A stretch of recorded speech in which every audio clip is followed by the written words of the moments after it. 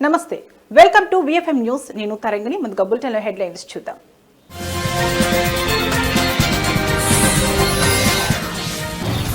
దేశ చరిత్రలోనే రికార్డ్, విద్యుత్ కార్మికులకు 1 కోటి ప్రమాద బీమా.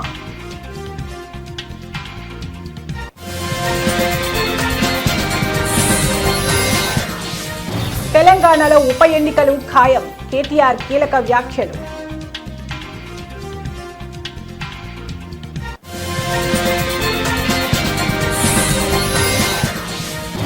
కాకినాడలో ప్రజా ఫిర్యాదుల పరిష్కార వేదిక కార్యక్రమం.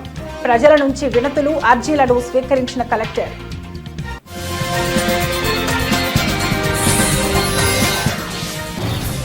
టీడీపీ నేతలపై వైసీపీ నేతలు ఫైర్. గోవర్ధన్ రెడ్డిపై అక్రమ కేసు నమోదు చేశారని ఆరోపణలు.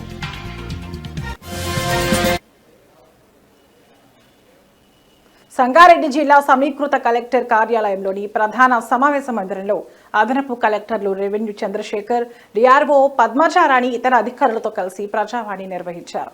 ఈ సందర్భంగా కలెక్టర్ ప్రజల నుండి వినతులు స్వీకరించారు. ఆర్ఆర్ఆర్ రీజనల్ రింగ్ రోడ్ భూబాధితులకు 2018 గ్రామ పంచాయతీ వెల్యువేషన్ ప్రకారం పరిహారం చెల్లించడం సమంజసం కాదని రైతులు అన్నారు. కాబట్టి అప్పటి గ్రామ పంచాయతీ మున్సిపల్లో కలపడంతో మున్సిపల్ యొక్క పరిధిని పరిగణలోకి తీసుకుని ఒక ఇంటికి 2% ఇవ్వాలని అనంతయ్య రైతులతో కలిసి జిల్లా కలెక్టర్ని విన్నవించుకున్నారు.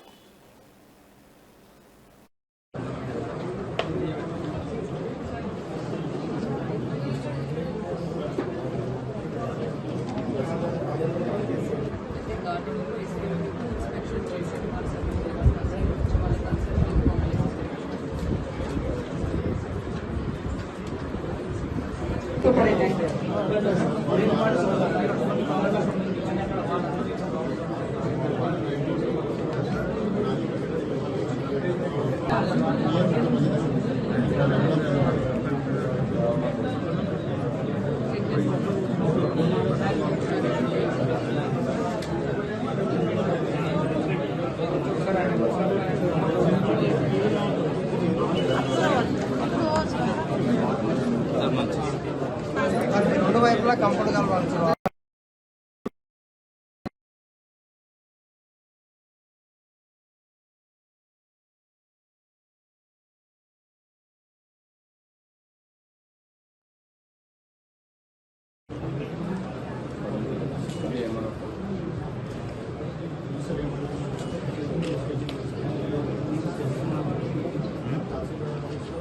మొత్తం ఆపేస్తారు. ఎఫెక్ట్ అయినాయి ఒక 30 ఉండొచ్చు సార్. అంటే మిగతావన్నీ పట్టాలను ఉన్నాయి సార్.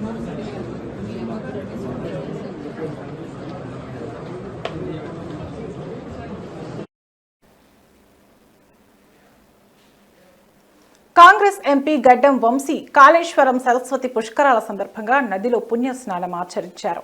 అనంతరం ఆయన మీడియాతో మాట్లాడుతూ తనకు కాళేశ్వరం పుష్కరాలకు తనకు ఆహ్వానం ఇవ్వకపోవడంపై స్పందించారు. ఈ సందర్భంగా ఎంపీ మాట్లాడుతూ ప్రభుత్వం ప్రతిష్టాత్మకంగా నిర్వహిస్తున్న సరస్వతి పుష్కరాలకు నన్ను ఆహ్వానించకపోవడం అంటానని చెప్పుకొచ్చారు. ఈ ఘటనతో కొందరు నాయకులు కులాల పరంగా ఏ విధంగా ప్రవర్తిస్తారో తెలుసుకున్నానని అన్నారు. అలాగే తాను డబ్బు కంటే కులమే గొప్పదని నేర్చుకున్నానని, రాజ్యాంగం ప్రకారం కులాలకు సంబంధం లేకుండా మనుషులు దేవస్థానాలను వెళ్లొచ్చని మరోసారి గుర్తు చేస్తున్నానని ఈ సందర్భంగా ఎంపీ గడ్డం వంశీ చెప్పుకొచ్చారు. ఒకటి కులం అని చెప్పి ఈ సందర్భంగా నేను అందరికీ తెలియజేస్తున్నాను. ఇది నేను నేర్చుకున్నాను. ఎందుకంటే కులం బట్టి ఎట్లా ప్రవర్తిస్తున్నారు అందరూ అని చెప్పి ఈరోజు మనకు తెలుస్తుంది. అందుకనే ఈరోజు చాలా ముఖ్యము. మన రాజ్యాంగంలో article 14 equality to everybody, article 15B and article 17 untouchability against, ఇంకా రిలీజియస్ ప్లేసెస్ లో అందరికీ హక్కులు ఉన్నాయని చెప్పి ఈ సందర్భంగా మళ్ళొకసారి గుర్తు చేస్తూ ఈ పుష్కరాలకు వచ్చిన ప్రతి ఒక్కరికి మంచిగా వాళ్ళు భక్తులు క్షేమంగా వచ్చి వెళ్లాలని చెప్పి కోరుకుంటూ ముగిస్తాను. ధన్యవాదాలు. తెలంగాణ ప్రభుత్వం విద్యుత్ శాఖ ఉద్యోగుల కోసం దేశంలోనే తొలిసారిగా ప్రత్యేక ప్రమాద బీమా పథకాన్ని ప్రారంభించింది. ఈ పథకం కింద ఉద్యోగులు విధి లోపల ప్రమాదవశాత్తు ప్రాణాలు కోల్పోతే వారి కుటుంబానికి 1 కోటి రూపాయల బీమా సాయం అందించనుంది. ఈ పథకాన్ని డిప్యూటీ సీఎం భట్టి విక్రమార్కమల్లు ప్రజాభవన్లో నిర్వహించిన కార్యక్రమంలో ప్రకటించారు. ఈ సందర్భంగా విధిలో ప్రాణాలు కోల్పోయిన జోగు నరేష్ కుటుంబానికి 1 కోటి రూపాయల బీమా చెక్కును అందజేశారు. ఆయన తెలంగాణ నార్థన్ పవర్ డిస్ట్రిబ్యూషన్ కార్పొరేషన్లో విధులు నిర్వహిస్తూ మరణించారు.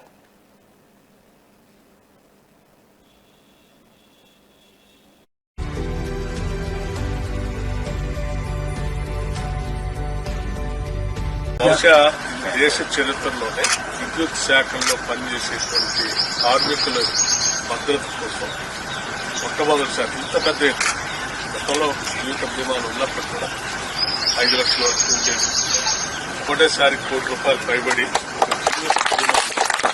ఏర్పాటు చేయడం అనేది కేవలం ఇందిరమ్మ ప్రభుత్వంలో రాష్ట్ర ముఖ్యమంత్రి రేవంత్ రెడ్డి గారి నాయకత్వంలో ఈ క్యాబినెట్ తీసుకున్నారు.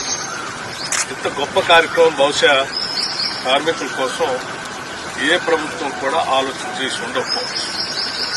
ఒక కార్మికుడు తను చేసే పని ప్రమాదకరమైనటువంటి పని అని తెలిసినప్పుడు కూడా గత ప్రభుత్వాలు ఇప్పుడు కూడా దీనిపై దృష్టి సారించింది. మనం ప్రభుత్వం వచ్చిన తర్వాత ఒక నిర్ణయం తీసుకొని వాళ్ళందరికీ బీమా 1 కోటి రూపాయలు పైబడి తెచ్చేట తిరిగి ఆ కుటుంబంలో కంపాషనేట్ అపాయింట్మెంట్ పేరు మీద వాళ్ళకి ఉద్యోగ అవకాశం కూడా వాళ్ళకి ఉద్యోగం కల్పిస్తూ కుటుంబ సభ్యులకి. తెలంగాణలో ఉప ఎన్నికలు వస్తే గద్వాలో మళ్లీ గులాబీ జెండా ఎగురవేస్తామని బీఆర్ఎస్ వర్కింగ్ ప్రెసిడెంట్ మాజీ మంత్రి కల్వకుంట్ల తారక రామారావు ధీమా వ్యక్తం చేశారు.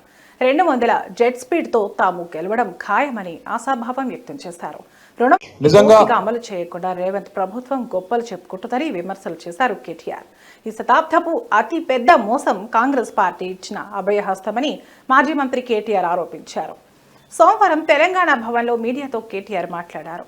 తెలంగాణ రాష్ట్రాన్ని సాధించిన తర్వాత 10 ఏళ్ల తమ హయాంలో రాష్ట్రానికి బలమైన పునాది వేశామని ఉద్ఘాటించారు.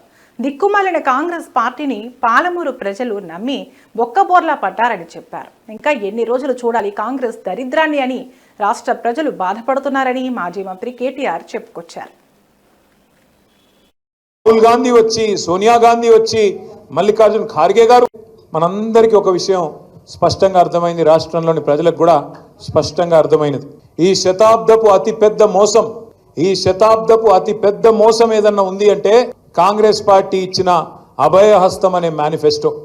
420 హామీలిచ్చి ఎవరికి ఏది కావాలంటే అది చేస్తామని చెప్పి అరిచేతిలో వైకుంఠం చూపెట్టి ఆకాశంలో ఉన్న స్వర్గాన్ని కూడా మీ కాడికి తీసుకొస్తాం, మీ ఇంటి ముంగట పెడతామని చెప్పి పచ్చి అబద్ధాలు చెప్పి జూటా మాటలు చెప్పి ఈ శతాబ్దపు అతిపెద్ద మోసాన్ని రాహుల్ గాంధీ వచ్చి, సోనియా గాంధీ వచ్చి, మల్లికార్జున్ ఖార్గే గారు వచ్చి, ప్రియాంక గాంధీ వచ్చి, సిద్ధరామయ్య వచ్చి, ఒకరు కాదు పెద్ద పెద్ద వాళ్ళందరూ వచ్చి రకరకాల డిక్లరేషన్లు, రకరకాల మాటలు, ఎన్ని పచ్చి అబద్ధాలు చెప్పి వాళ్ళ ప్రజలను మోసం చేసినారో ఒక్కసారి గుర్తు తెచ్చుకోమని చెప్పి నేను కోరుతా ఉన్నా.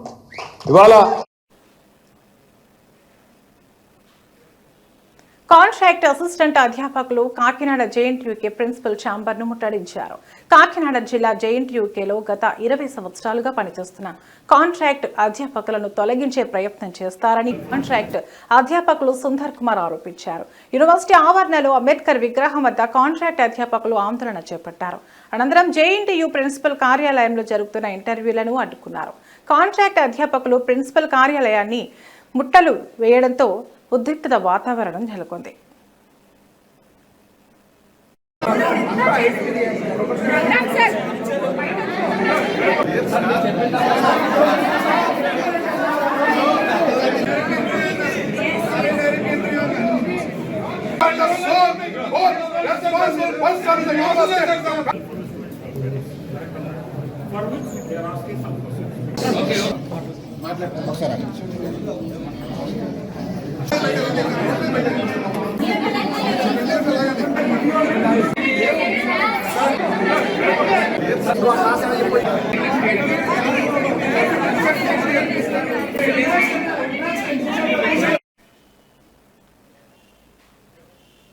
ప్రజా ఫిర్యాదుల పరిష్కార వేదిక కార్యక్రమంలో అందిన వినతులను అర్జీదారుడు సంతృప్తి చెందే విధంగా నాణ్యతతో సకాలంలో పరిష్కరించాలని కాకినాడ జిల్లా జాయింట్ కలెక్టర్ రాహుల్ మీనా అధికారులను ఆదేశించారు. ప్రజా సమస్యల పరిష్కారం నిమిత్తం ప్రతిష్టాత్మకంగా ప్రతి సోమవారం నిర్వహిస్తున్న ఫిర్యాదుల పరిష్కార కార్యక్రమం కాకినాడ జిల్లా కలెక్టరేట్ వివేకానంద హాల్లో జరిగింది. ఈ కార్యక్రమానికి జిల్లా జాయింట్ కలెక్టర్ రాహుల్ మీనా, జిల్లా రెవెన్యూ అధికారి జె వెంకట్రావు, కాకినాడ జిల్లా నలుమూలల నుంచి వచ్చిన ప్రజల నుంచి వినతులు, అర్జీలను స్వీకరించారు. ఈ అర్జీలను ఆయా శాఖల అధికారులకు సూచిస్తూ వాటిపై సత్వరం సమగ్రమైన సంతృప్తికరమైన పరిష్కారాలు అందించాలని అధికారులను ఆదేశించారు.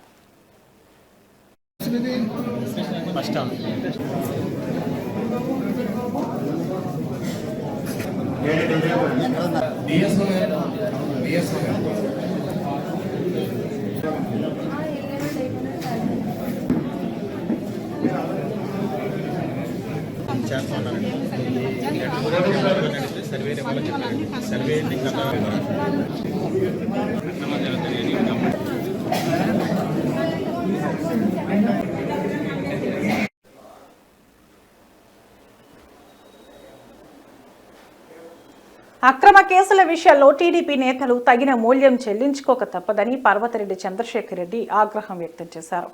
అబద్ధపు స్టేట్మెంట్ ఆధారంగా మైనింగ్ విషయంలో పోలీసులు గోవర్ధన్ రెడ్డిపై అక్రమ కేసు నమోదు చేశారని అన్నారు. ఇదే మైనింగ్ విషయంలో వైఎస్ఆర్సీపీ ప్రభుత్వంలో ఆరోపణలు వస్తే వైఎస్ జగన్మోహన్ రెడ్డి ఆదేశాల మేరకు అధికారులు విచారణ జరిపి అలాంటిదేమీ లేదని తేల్చారని అన్నారు. అయితే ఈ రోజు కాకాని గోవర్ధన్ రెడ్డిని అరెస్ట్ చేసిన పోలీసులు వారిని ఎక్కడ అరెస్టు చేశారు, ఎప్పుడు తీసుకువచ్చారన్న కనీస సమాచారాన్ని ఇప్పటి వరకు ప్రజలకు కానీ మీడియాకి కానీ తెలియజేయకపోవడం చట్టవిరుద్ధమన్నారు.